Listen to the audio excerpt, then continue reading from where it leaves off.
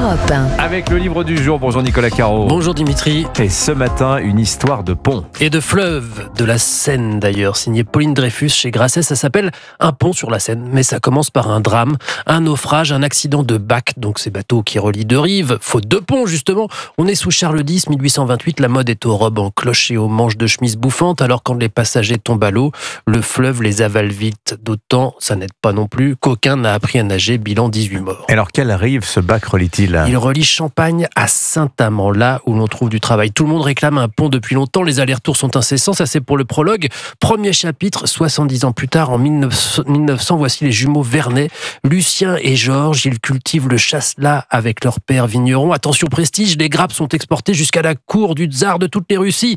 Ah oui, et entre-temps, le pont a été construit sous Napoléon III et dans l'élan de la modernisation, un pont c'est fabuleux, ça réconcilie, ça relie par définition, et ben non, pas entre Champagne et Saint-Amand. Mais pourquoi ?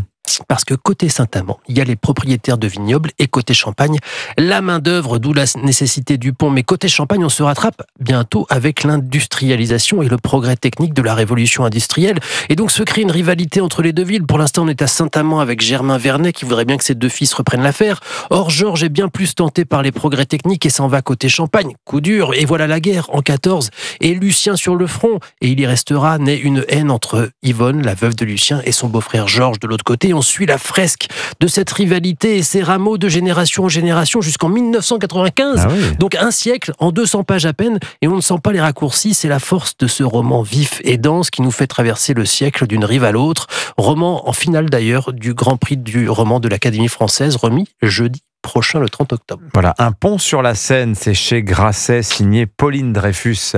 Merci beaucoup Nicolas Caro. 8h38 sur Europe 1.